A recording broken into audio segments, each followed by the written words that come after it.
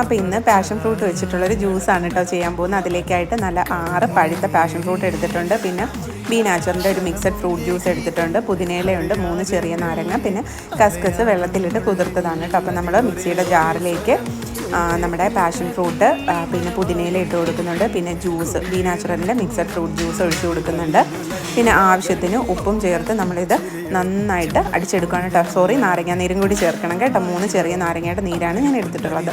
നമുക്ക് എന്നിട്ട് ഇത് അടിച്ചതിന് ശേഷം ആവശ്യത്തിന് വെള്ളവും ഐസും ചേർത്ത് നേർപ്പിച്ച് ഉപയോഗിക്കാവുന്നതാണ് കേട്ടോ. അപ്പോൾ നമ്മളൊരു ഗ്ലാസ്സിലേക്ക് കസ്കസ് കുതിർത്തത് ആദ്യം ഇട്ട് കൊടുക്കുന്നുണ്ട്. അതിലേക്ക് നമ്മൾ അടിച്ച് ജ്യൂസ് ഇട്ട് കൊടുക്കുന്നുണ്ട് കേട്ടോ. ജ്യൂസ് ഒഴിച്ചതിന് ശേഷം നമ്മൾ മേലെയായിട്ട് വീണ്ടും കസ്കസ് ഇട്ട് കൊടുക്കുന്നുണ്ട്. നിങ്ങൾക്ക് വേണമെന്നുണ്ടെങ്കിൽ വെള്ളം ചേർത്ത് നേർപ്പിച്ച് കുടിക്കാവുന്നതേ ഉള്ളൂ കേട്ടോ. ഇതിപ്പോൾ ഞാൻ ഇങ്ങനെ തന്നെ എടുക്കുവാണ്. ഇതിനും ഒരു പ്രത്യേക ടേസ്റ്റാണ് കേട്ടോ. അപ്പോൾ എൻ്റെ വീഡിയോ ഇഷ്ടമായ എല്ലാവരും ലൈക്ക് ചെയ്യുക, ഷെയർ ചെയ്യുക, കമൻറ്റ് ചെയ്യുക, ചാനൽ സബ്സ്ക്രൈബ് ചെയ്ത് സപ്പോർട്ടും കൂടി ചെയ്യുക കേട്ടോ. അത്രയേ ഉള്ളൂ. Tata bye bye.